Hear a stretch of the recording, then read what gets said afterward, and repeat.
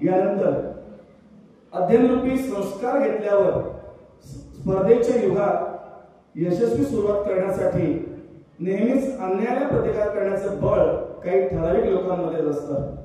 आपल्या हातून नेहमी सत्कर्म घडलं पाहिजे, सामाजिक कार्यातून जनसेवा झाली पाहिजे, हेच ध्येय ज्याने उराशी बाळगून आपलं संपूर्ण आयुष्य या कामी वेचलेलं आहे असे आजचे प्रमुख वक्ते ज्याने अनेक ठिकाणी वेगवेगळ्या पद्धतीच्या कार्यक्रमामध्ये उत्कृष्ट सहभाग घेतला होता. हल्लीच्या काही वर्तमानपत्रांमध्ये त्यांचे वेगवेगळे विषय संदर्भातले लेख आपण वाचलेही असतील. तर ब्युटी कॉन्टेस्ट मध्ये ते जज म्हणून होते. SP साहेबांबरोबर सुद्धा क्राईम ड्राईव्ह संदर्भात चर्चा सहभागामध्ये सहभागी होते आणि समुपदेशन करणारे विद्यार्थ्यांना जागृत करण्याचं काम सदोदित करणारे आजचे प्रमुख वक्ते सन्माननीय अविनाश शिवाळकर यांना मी या ठिकाणी मनोगतासाठी निमंत्रित करतो. सन्माननीय अविनाश शिवाळकर.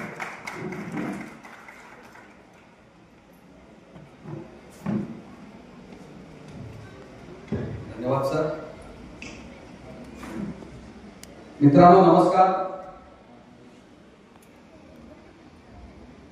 गॅदरिंग मध्ये हा जो शेवटचे 2-3 वक्ते राहिलेले असतात त्यांची काय रिस्क असते ती त्यांनाच माहिती.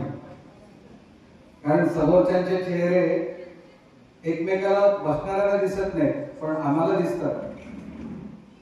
त्यामुळे किती मिनिटात भाषण आटपायचं आहे याची जाणीव मला पण. मित्रांनो, कासार्डे विकास मंडळ मुंबई संचलित आज कासार्डे माध्यमिक विद्यालय आणि कला वाणिज्य विज्ञान कनिष्ठ महाविद्यालय कासार्डे यांचा आजचा हा जो सोहळा आहे.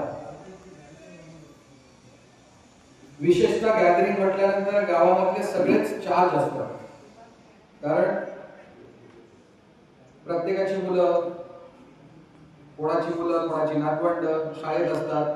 त्यामुळे 15 दिवस घरात पण ते वातावरण असतं. डान्स बसवत असतात, ड्रेस जमवत असतात.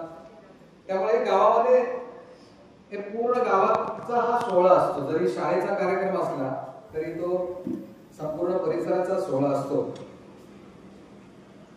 कासारड्यामध्ये येण्याचा या कार्यक्रमासाठी माझा पहिलाच अनुभव आहे आणि आज खूप गोष्टी ऐकायला मिळाल्या.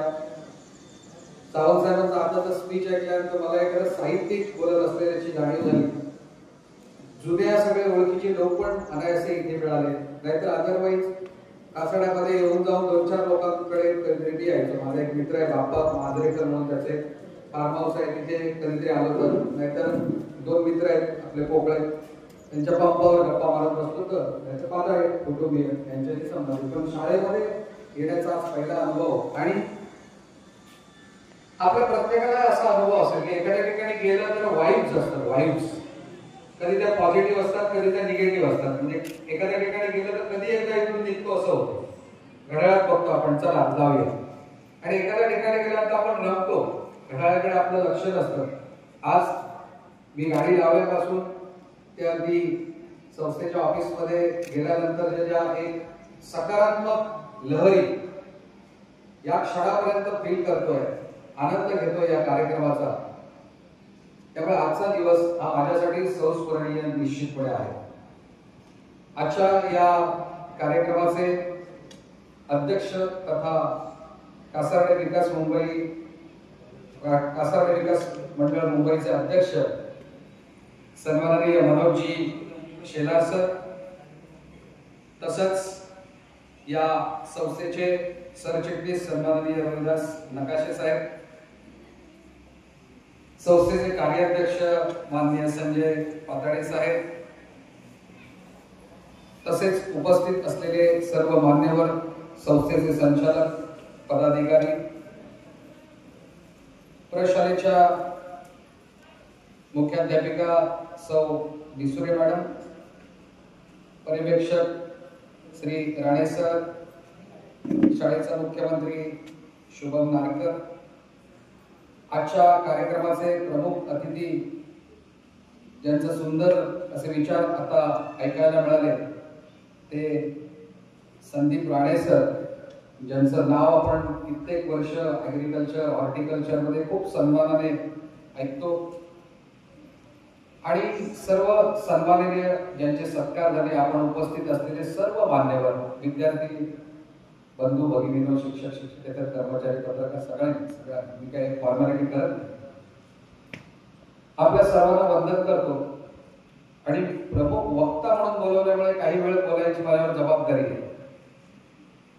विद्यार्थ्यांचा संयम इतका सुंदर आहे आणि मुख्याध्यापिका आहेत बिसुरे मॅडम, हे सायकोलॉजीचा अभ्यास करणारे आहेत. त्यामुळे त्यांनी आपल्या भाषणात मानसशास्त्र खूप चांगला अभ्यास आहे. जरी माझा सहवास खूप पुढच्या वेळेचा असला तरी पण माझ्या आवडीचा तो विषय असल्यामुळे मी ते पटकन ग्रास्प केलेले आहे. त्यांनी मध्येच भाषणात सांगितलं एखाद्या कोण उठून वगैरे गेलं तर तसं, म्हणजे आमची मानसिकता त्यांनी केलेली आहे. दुसरी गोष्ट मध्येच मला त्याने विचारलं ज्यावेळी हे सगळे, कारण हा प्रोटोकॉल आहे, पाळावा लागतो. अहवाल असतील आणि काही गोष्टी असतील, या सगळ्या गोष्टींचा प्रोटोकॉल, आणि आज नाही करणार तर कधी करणार. काही जणांचं मत असतं की हे सगळं एवढं करण्याची थोडक्यात आटपा. थोडक्यात आटपायचा विषय नसतो हा, कारण त्या मुलांनी तेवढी बक्षिसं मिळवलेली असतात, तेवढी मेहनत घेतलेली असते, ज्यांनी बक्षिसं दिलेली असतात त्यांचं बिचाऱ्यांचं नाव याच दिवशी घेणार ना कोणतरी.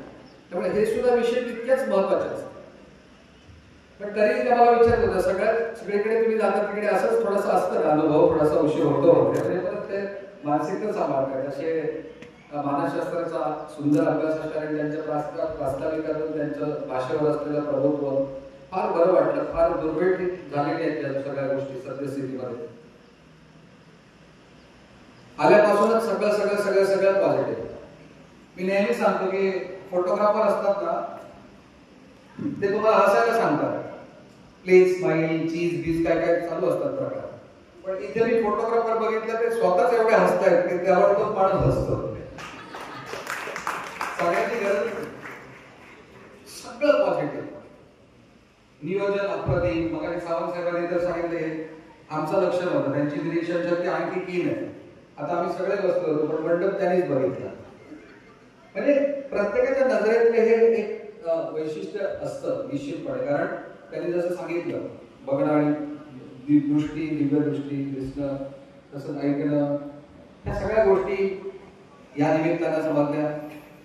कुलकर्णी साहेब एवढी जुनी आमची हे होती, कारण प्रतापराव पालवकर म्हणून एक सर्कसवाले वगैरे त्यांचे मित्र ते आले होते. आज आमचं परत एवढ्या वर्षांनी भेट झाली. म्हणजे हा माझ्यासाठीचा आजचा एक सगळा सुखद अनुभव घेत असताना मित्रांनो एक गोष्ट लक्षात ठेवा, तुम्हाला आता आनंद घ्यायचा आहे सांस्कृतिक कार्यक्रमांचा. ज्यांनी बसवले त्यांनाही घ्यायचा आहे आणि बघायचं सगळ्यांना तुम्हाला आहे. तुम्ही सगळेजण त्याच्यासाठी उत्सुक आहात. आजच्या ह्या कार्यक्रमाच्या निमित्तानं मला काही गोष्टी ज्या व्यक्त कराव्याशा वाटतात आणि अगदी मनापासून, की मी शेकडो, मी म्हणतो पण खूप शेकड्यामध्ये कार्यक्रमाला उपस्थित राहिलेलो आहे. कधी असाच कोणाबरोबर तरी म्हणून गेलो आहे, प्रत्येक वेळी काही प्रमुख पाहुणा म्हणून पण गेलोय असं नाही. कधीतरी माझी गाडी सुद्धा कोणतरी घेऊन जातं म्हणून त्याच्यावर पण मी गेलेलो आहे, पण बघितलेले आहेत कार्यक्रम. कधी प्रमुख वक्ता म्हणून गेलो, कधी अध्यक्ष म्हणून गेलो, कधी असाच गेलो. ह्या सगळ्या गोष्टी बघत असताना आजची जाणवलेली गोष्ट म्हणजे विशेषतः शैक्षणिक संस्था, मी पण एक 2-3 संस्थांवर सदस्य, पुढे संचालक, बारीक सारीक आहे. पण कोर्टात जसं सांगतात ना, मी देवाशपथ खरं सांगेन, खोटं सांगणार नाही, तसं मी अगदी सांगतो, देवाशपथ खरं सांगेन, खोटं सांगणार नाही. आज जे संस्थेचं वातावरण मी या ठिकाणी बघितलं ते मी माझ्या आयुष्यात कुठेही बघितलेलं नाही.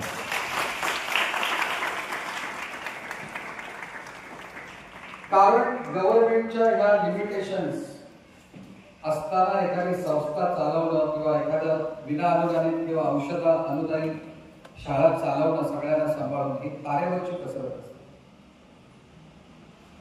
दुसरं मला जाणवलेली गोष्ट की अनेक संस्थांमध्ये मी बघितलोय की ज्याला शिक्षणाचं बंधन आहे अशी माणसं पण संस्थेवर आहेत. पण आज या संस्थेचं एकंदरीत प्रोफाईल मी बघितलं, ऐकलं ते असं आहे की उच्च शिक्षित तरुण मंडळी आज या संस्थांवर आलेली आहेत. म्हणजे काय भविष्य असेल संस्थेला. अर्थात आल्या चेंज दिसणार नाही, त्याला थोडासा वेळ लागेल.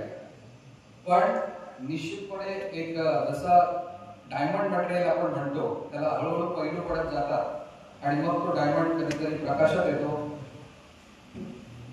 मी काय भाकीत वगैरे करण्या इतपत मोठा माणूस नक्कीच नाही, पण अनेक ठिकाणी फिरल्यामुळे थोडंसं मत व्यक्त करण्याची तरी ऐपत ठेवतो.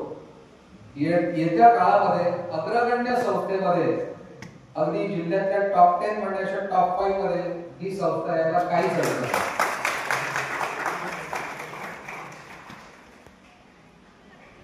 एवढं सिंक्रो आपण म्हणतो, हायली सिंक्रोनायझेशन, कारण मुंबईतली पदाधिकारी आणि गावच्या एवढं सिंक्रो, एवढा कनेक्ट मी पहिल्यांदा बघितलं. नाही जनरली असं असतं की मुंबईतल्या लोकांना इथले जे संस्थाचालक आहेत ते शिव्या घालत असतात, मुंबईतले ह्यांना काय कळत नाही म्हणून सांगत असतात. पण मी जे काय आज ऐकलं, कारण या कार्यक्रमाला मला बोलवलं ज्यांनी, त्यांच्याकडून या संस्थेच्या काही घडामोडींबद्दल कधीतरी ऐकतो आणि त्यांचे बंधू आणि मित्र आहेत प्रकाश पाताळे. एकदा पुन्हा चर्चा झाली, काय होत आज तुमचे भाऊ कुठे, तर काय नाही शाळेत लाकडं घेऊन गेले कशा तरी चिरायला वगैरे. म्हणजे म्हटलं ते काय करतात शाळेत, नाही म्हणाले सगळे गावकरी एकत्र येऊन त्यांनी सगळं केलं आणि सगळे एकत्र असतात, मुंबईतली लोक, गावातली लोक, आणि त्याच्यात ते पण असतात. अनेक बातम्या ऐकतो. इथला कार्याध्यक्ष सांगतो की सर मुंबईतली लोक बिचारी एवढी वेळ देतात, दर महिन्याला इथे येत आहेत ते आपला काम धंदा सांभाळून. असं कोण सांगतो? गावातला कार्याध्यक्ष मला सांगतो. आणि आता मी अध्यक्षांच्या बाजूला बसलो, ते अध्यक्ष मला उलटच सांगतायत. ते म्हणाले सर आम्ही मुंबईत असतो पण इथली माणसं खूप काम करतात. दोघंही माणसं त्यांना दोघांनाही माहिती नाही, पण प्रत्येक माणूस प्रत्येकाबद्दल चांगला बोलतोय असं संस्थेचं चित्र मी कधीही बघितलेलं. आणि एवढे यंगस्टर्स, कारण संस्था चालक म्हटल्यानंतर हात धरून वर आणतात. काय अनेक संस्था पण हात धरतो, मोठा बाबा साफ पडतील, काय करतात वगैरे असं चित्र असतं सगळीकडे. पण आज एवढी यंग जनरेशन आणि उच्च शिक्षित व्यक्तिमत्व आहे, पॉझिटिव्ह सकारात्मक विचारसरणी असलेली माणसं, पारदर्शक ट्रान्सपरन्सी मेंटेन केलेली माणसं, स्वतः अध्यक्ष BA,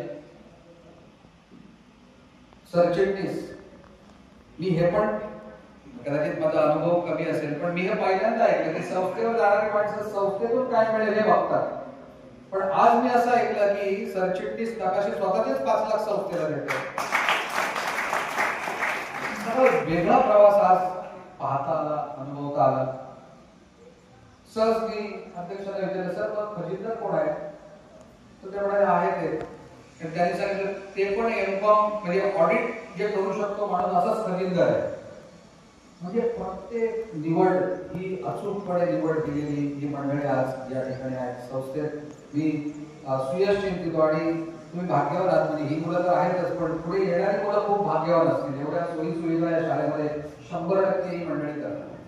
म्हणजे हा एक सेन्सेशन झाला आपण म्हणतो की पाहायला मिळत इतकं अचूक असं नियोजन. कारण आता काय वेळ कमी असल्यामुळे काही विचार वगैरे प्रदान करणं हा कार्यक्रम काय होईल असं मला वाटणार नाही. कधीतरी बोलवा असं आपला मी येईल, आपल्यासाठी असाच आहे. पण मी जेव्हा एक कमर्शियली जातो त्यावेळी मी माझी व्हॅल्यू असं म्हणत नाही, कॉस्ट काय असते पकडण्यात सगळ्यांना माहिती, पण मी आपल्यासाठी असंच निश्चितपणे येईल. कारण हे सगळं त्याच्या मागे पण तपश्चर्या असते, त्याच्या मागे या सगळ्या गोष्टी लपलेल्या असतात.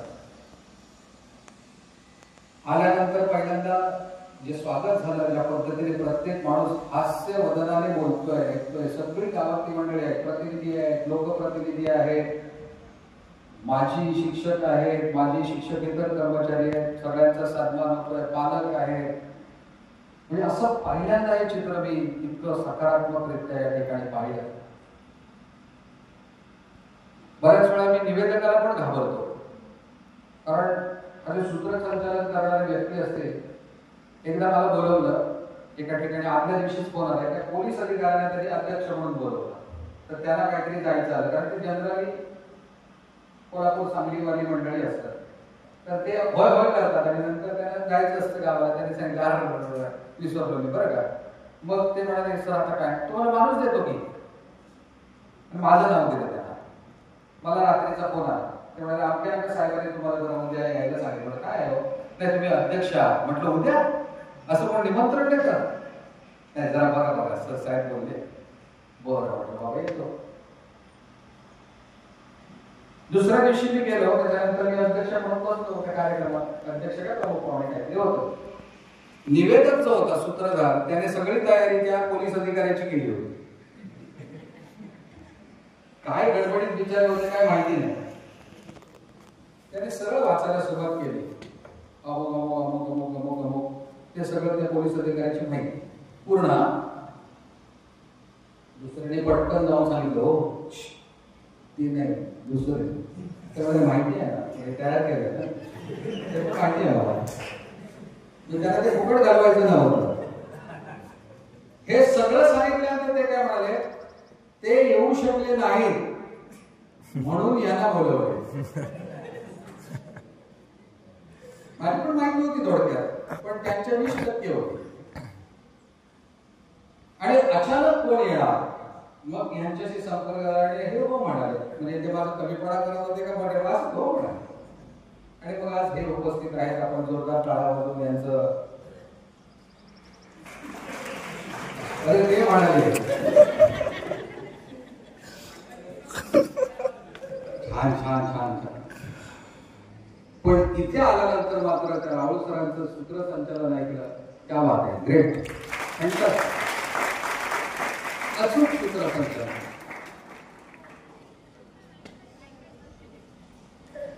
त्यानंतर जनरली टेन्शनचा विषय असतो कुठल्याही शाळेत गेल्यानंतर अहवाल वाचनाचा.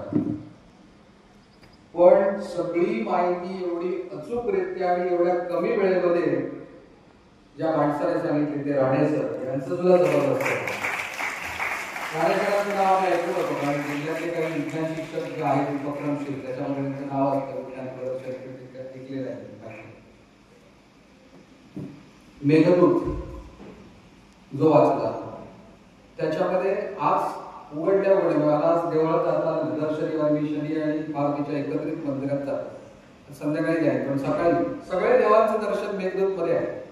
उघडल्या मस्तपैकी गणपती दिसला. त्याच्यानंतर हनुमान आहे 2 नंबरला म्हणजे आज शनिवार. आणि आजचा मुहूर्त मात्र त्यांनी कोणी काढलाय चेअरमन सरांनी म्हणजे अध्यक्षांनी वगैरे असेल. भारतातली कुठे हो जगातली भारतातलीच पुढे आपण आधी जगात आहेत ती टॉप 2 मंडळींचा वाढदिवस रतनजी टाटा आणि धीरूभाई अंबानी यांचा वाढदिवस 20 तारीख आज. तो कदाचित योगायोग असेल माहित नाही पण दिवस मात्र खूप जो कोणी निवडलाय तो आज उत्कृष्ट दिवस या ठिकाणी होता. म्हणून सकाळपासून या सगळ्या गोष्टी खूप छान पद्धतीने चालू आहेत. मित्रांनो ही जी मंडळी आहेत आता धीरूभाई अंबानी बऱ्याच वेळा पूर्वी म्हणे तू काय स्वतःला टाटा बिर्ला समजतो काय पण आता ते विचारे मागे पडले. आता जोडी कोणाची आली? आता तूच काय स्वतःला अंबानी समजतो काय? आता त्याच्यात ऍड झाले आणखी काय अंबानी अदानी समजतो. मला असं वाटतं की यशस्वी लोकांबद्दल आकस बाळगण्यापेक्षा कारण त्याच्यानंतर मिळणार नाही आपल्याला थोडस त्यांच्याबद्दलच समजून घेतलं वेगवेगळ्या माध्यमातून तर चांगलं होईल. बरोबर आहे. मग अशी सावंत साहेबांनी सांगितलं संवाद हवा सुसंवाद हवा. भाषेवर आपलं प्रभुत्व नसेल का असेल आपण निदान व्यक्त करण्याइतपत तरी ती असावी आणि सत्संग असावा. बरीचशी माणसं मी इथे टिळा लावलेली बघितली त्यामुळे आपण पारमार्थिक लोक आहात. तुम्हाला वरून पण एक चांगला आशीर्वाद आहे. सुसंगती जर हवी असेल तर तुम्हाला धीरूभाई अंबानी कशी यशस्वी झाले हे सांगण्यासाठी कशी संगत करणार त्यांची तुम्ही? कोणाकोणाकडे नंबर आहेत अंबानींचे? आता त्यांचा सोडूनच द्या ते वर गेले मुलांचे नातवांचे आहेत कोणाकडे. मग या लोकांची माहिती मिळवण्याची सुद्धा एक छोटी काही यंत्रणा असते. पुस्तकं असतात त्यांच्या संदर्भात काही बायोग्राफीज असतात. ज्यांना लिहायला वेळ मिळाला नाही त्यांच्यासाठी बायोग्राफी स्वतः त्यांनी लिहिल्या त्या ऑटोबायोग्राफी असतात त्या रेफर करायच्या. मला छंद आहे. मी शेकडो आत्मचरित्र आणि चरित्र वाचलेला माणूस आहे. शेकडो हंड्रेड्स ऑफ. तुम्ही मला आपल्या भाषणात टाका बाजूला विचार आणि त्याचा फायदा होतो आणि तुम्ही त्या मनपूर्वक वाचलेले असले पाहिजे. एकदा सावंतवाडीमध्ये मॅंगो हॉटेलमध्ये मी चहा पित असताना एक व्यक्तिमत्व आलं समोर. मी कडकन उठून उभा राहिलो. हॉटेलमध्ये सगळीच माणसं बसली होती, पण तो माणूस कोण आहे कोणालाच माहित नाही. ते होते विठ्ठल कामत, त्याच हॉटेलचे मालक. मी नमस्कार केला, त्यांनाही आश्चर्य वाटलं. सगळे बसले असताना हा पण उठला बरेच. ते म्हणाले काय हो, त्यांचा आवाज जरा असा काय हो, मी मला ओळखला सर, आपल्याला कोण ओळखलं? कसं काय? तर म्हटलं लेखक म्हणून पण आणि उद्योजक म्हणून पण. म्हणजे तुम्ही वाचलेच पाहिजे पुस्तक. या केबिनमध्ये त्यांचं एक केबिन बनवलेलं असतं. काय वाचलं तुम्ही? त्यांच्या 2-3 पुस्तकांची नाव सांगितली. बरं, त्याच्यात आवडलं कुठलं पुस्तक? म्हणजे इडली, ऑर्किड आणि मी. आता इथपर्यंत ठीक आहे, पण हे लोक पोचलेले असतात. तुम्ही पुस्तकाचं नाव माहिती आहे आणि लेखकाचं म्हणूनही ते चिकटवू शकता. त्यांनी विचारलं नेमकं काय आवडलं, म्हणजे त्यांनी काउंटर चेक केला मी खरंच वाचलं की नाही. तर मी त्यांना मला आवडलेली अगदी त्यावेळी सूत्रधारी मी त्यांना सांगितलं. त्यांनी मस्त एक वाक्य लिहिलं जे आपल्यासाठी सुद्धा खूप छान आहे. ते वाक्य निर्णयाशी आधारित असतं. आपण एका सेकंदाला निर्णय घेत असतो. आता उठायचं, आता पाणी प्यायचं, आता हे करायचं. एका निर्णय चुकत गेले की आपलं अचिव्हमेंट चुकत जाते. छोटे छोटे निर्णय असतील किंवा मोठे मोठे निर्णय. त्यांनी असं मस्त म्हटलंय की निर्णय घेताना हा कधीच बरोबर किंवा चुकीचा नसतो.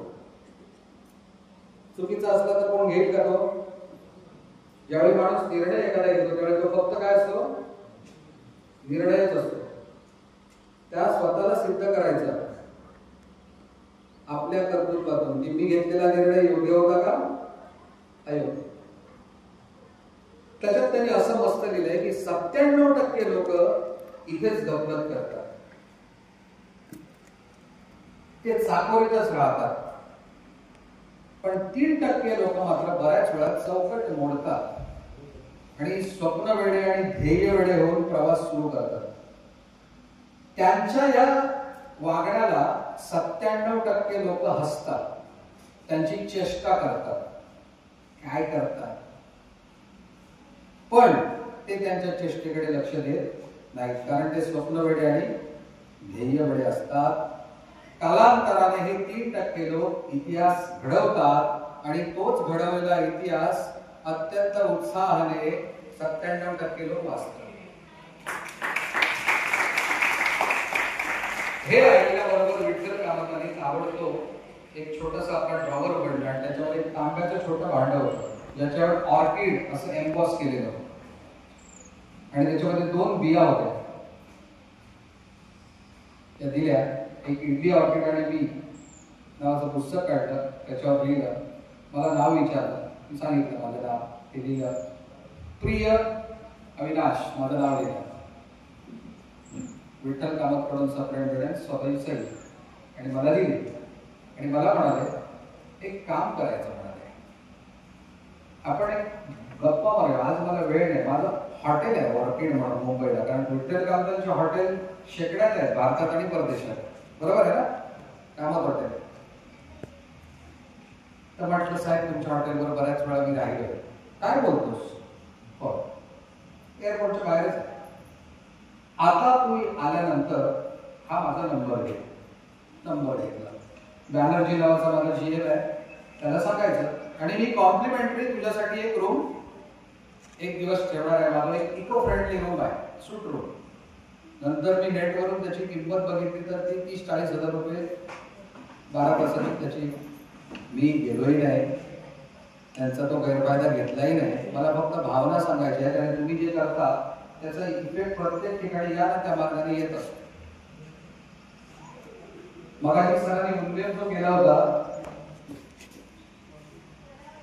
पेपरात, कालच्याच पेपरात त्यांनी माझा फोटो बघितला असता ब्युटी कॉन्टेस्टचा. त्या जज होतो, रॅम्प वरून ते येत होत्या सगळ्या. आणि माझा एक मित्र आहे रणजित देसाई म्हणून, त्याने ते मला बोलवलं पिंगुळी महोत्सवासाठी जज म्हणून. आता प्रश्नोत्तर मी काय लिहून जाण्याचा काही प्रश्न नाही.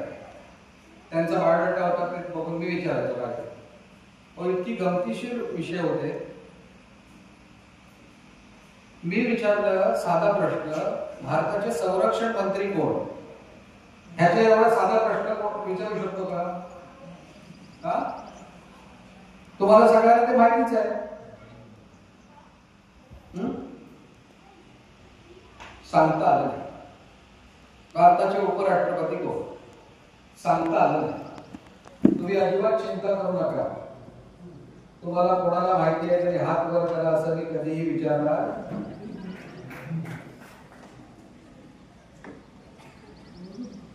आणि किती फास्ट खाली जाऊन गुगल केला तरी सुद्धा तुमचे चेहरे मला समजले कोणाकोणाला माहित नाही. खूप गमती जमतीच आहे. आज हे वातावरण इतकं हसत खेळत का बघतोय माहितीये?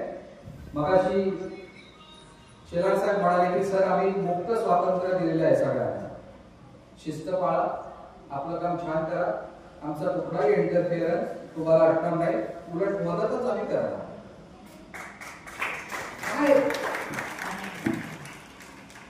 साहेब संस्था चालकांचा इंटरफिअर कुठल्या लेवलला असतो तुम्ही इमॅजिन करू शकत नाही. भोगावती साखर कारखान्याचं एक कॉलेज आहे कुरुटीला, खूप मोठं कॉलेज, आणि कारखान्याचे संचालक हेच. तर माझे एक संचालक मित्र होते, गप्पा म्हणून सांगतो, आठवणार एक 5-7 मिनिट. एवढा त्यांचा इंटरफिअरन्स असतो की त्यांचं खूप मोठं गॅदरिंग असतं, खूप हजारो मुलं आहेत त्यांची, वेगवेगळ्या फॅकल्टी वेगळी, हे वेगळं ते वेगळं, पोस्ट ग्रॅज्युएशन. कारण काय कारखानदारांची शाळा असल्यामुळे सगळ्या फॅकल्टीज त्यांनी आणलेल्या होत्या परमिशन. तर गॅदरिंगच्या सिलेक्शन पण कोण करतो? गॅदरिंगच्या मुलांना ह्याला घ्यायचं का त्याला घ्यायचं, त्याचं सिलेक्शन कोण करतात? सिलेक्शन कमिटी बसते आणि संचालक येऊन बसतो, संस्था चालक, आणि संस्था चालक सांगतात याला घ्यायचं का नाही. मी नेमका गेलो होतो कोल्हापूरला आणि ते माझे मित्र होते, त्याच्यातले एक संचालक. ते म्हणाले अरे ये की, म्हटलं ये की काय कुठे जाऊ तुला सांगतो ये इकडे. म्हटलं काय? तर म्हणाले आमची चल कॉलेजवर जाऊ. म्हटलं मी आता. मला घेऊन गेले, त्या सिलेक्शन मध्ये बसवलं आणि त्यांना ओळख करून दिली. ह्यो पण योगी संगीतकार आहे बरं का, हे असं चाललं नाही मी, म्हणजे मला काहीच न सांगता. सिलेक्शन म्हणजे सिलेक्शन, याला घेऊन आलो म्हणजे कोणाला मला, आणि झालं सिलेक्शन झालं. सगळं सांगत बसत नाही. एक आला मुलगा म्हणाला हा सांग गाण्याचं नाव काय? भातुकलीच्या खेळामध्ये. बर तिथं उभा तो राहायला विचार कोणाला आहे बघा कुठला वर्ग तुझा? त्याने काहीतरी सांगितलं FY BCom काय SY काय. बर मन त्याने सुरू केलं भातुकलीच्या खेळामध्ये. हा अशुद्ध बोलायला इकडं आलायच काय? म्हणजे भातुकलीच्या खेळामध्ये राजा अनेक म्हणतोयस तू, अनेक अशुद्ध होतय की. मन परत भातुकलीच्या खेळामध्ये राजा आणि एक राणी, आणि एक म्हणजे की अनेक काय म्हणाला त्याला विचार काय कळेल आपण काय करू नका. आणि त्याने त्या पूर्ण गाण्यामध्ये इतके विरोध करून टाकले. त्याने तो दुसरं करतो म्हणा माझ्या नशिबा सवे बोलती. आम इथं काय यमक बिमक आहे का नाही तुझ्या गाण्याला? माझ्या नशिबा सवे बोलती असं असतंय का कधी? मन माझ्या नशिबा सवती भोवती. माझं काय झालं असेल विचार. गाणं सिलेक्ट नाही ते बरोबर म्हणत बसावं. मला सगळं बरोबर, मला बहुतेक घोटवड्याचं आहे, घोटवड्याच्या चान्सेस द्यायचे, नाटकगावाने घ्यायची, म्हणजे त्याच्यात संगीताचा संबंध काय नाही. अशा प्रकारचा एंटरप्रेन्योर असलेल्या संस्था मी बघितल्या, आणि ह्या प्रकारच्या संस्था आपण बघतो जिथे आपल्याला स्वातंत्र्य दिले. आणि काय पाहिजे मित्रांनो, आज मी एकच सांगतो, ही लहान मुलं 2-3 वेळा तुमच्या चेहऱ्यावर खुशीची लहर मी बघितली. सुदैवाने आता थोडीशी दिसते. पहिली खुशीची लहर तुमच्या चेहऱ्यावर जेव्हा खडखड्या बुंदीचे लाडू तुमच्या समोर आले, लगेच तुमचे चेहरे प्रफुल्लित झाले. नंतर कोणीतरी स्वतःच एक उपाय शोधून काढला. तो नाशिक ढोल वाजत होता, त्याच्यावर आपण तुम्ही नाशिक ढोलासारखे टाळ्या सुरू केल्या. काहीतरी तुम्ही शोधून काढताय. आज एकच लक्षात ठेवा, फक्त जाता जाता एक मेसेज आपल्याला देतो की 2 गोष्टी सध्या अटॅक करून आहेत सगळ्यांना. त्याच्यातली एक आहे ती म्हणजे मोबाईल लावल्यानंतर ऐकायला येणारी गोष्ट सध्या आहे. मोबाईल लावल्यानंतर मला वाटलं सुरुवातीला बोलले कोणी कॉलर ट्यून लावली असं मला वाटतं पहिल्या दिवशी. ती कॉलर ट्यून नाहीये, तो गृहखात्याने दिलेला सगळ्यांसाठी काय आहे तुम्हाला कल्पना नाही. कारण काय ओपन करत नाही सगळ्या गोष्टी पोलीस खातं, कारण कोणाचं तरी करिअर बर्बाद होऊ शकतं तेवढा मॅच्युरिटी असते त्याला. अशा शेकडो केसेस आज येत आहेत. भली भली सुशिक्षित माणसं बसतायत. त्यामुळे मोबाईल, आता मी ते लेक्चर देत पडणार नाही मोबाईल वापरू नका ते ऐकून कंटाळा आहे, पण अत्यंत सावधगिरीने हँडल करा तो मोबाईल. कारण असे मास्टर ब्लास्टर प्लॅन आहेत दर 8 दिवसांनी चेंज करतायत. दर 8 दिवसांनी ते जुनं झालं. तुम्हाला बक्षीस लागलं आणि हे तुमचे कळवा आणि ओटीपी बिटपी हे खूप जुनं झालं. आता तर ते डायरेक्ट वेगवेगळ्या गोष्टी आणतात. डिजिटल अरेस्ट नावाचा प्रकार आणला त्यांनी, माहिती आहे आपल्याला. आत्ताचा विषय डिजिटल अरेस्ट, आणि जिल्ह्यातले कित्येक लोक याच्यात फसलेले आहेत. 25,000, 50,000, 1,00,000 रुपये. कुडाळमध्ये एक नामवंत वकील आहे, 8.5 लाख रुपये भरलेच आहे. डिजिटल अरेस्ट, डायरेक्ट पोलिसांचा फोन येणार तुम्हाला, व्हिडिओ कॉल, आणि त्याच्यावर चर्चा सुरू. तुमचा मुलगा अमुक ठिकाणी अडकला अमुक, आणि तुम्ही डिजिटल अरेस्ट झालेले आहात. तुम्ही व्हिडिओ कॉल बंद केलात की तुमच्यावर गुन्हा दाखल करा. अजिबात बंद करायचं आहे, चालू ठेवायचं. माणूस घाबरतो. मुलं रात्रीची पालकांचे मोबाईल घेऊन गेम खेळतो असं सांगून वेगवेगळ्या गोष्टी सर्च करत असतात. सर्च हिस्ट्रीवर जाऊन बघितलं तर तुम्हाला समजेल.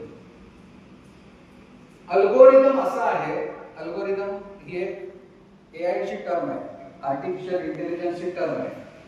तुम्ही जो सर्च एकदा मारता तुम्हाला पोस्ट त्याच येतात सगळ्या. तुमचा इंटरेस्ट चेक करतात. एकदा स्वामी समर्थांवर तुम्ही एक क्लिक केलं की सगळे पुढे दुसऱ्या दिवशीपासून काही जण म्हणतात की मोबाईलला भविष्य कसं कळतं, माझी रस तुळ, तर सगळं तुळेच कसं येतं.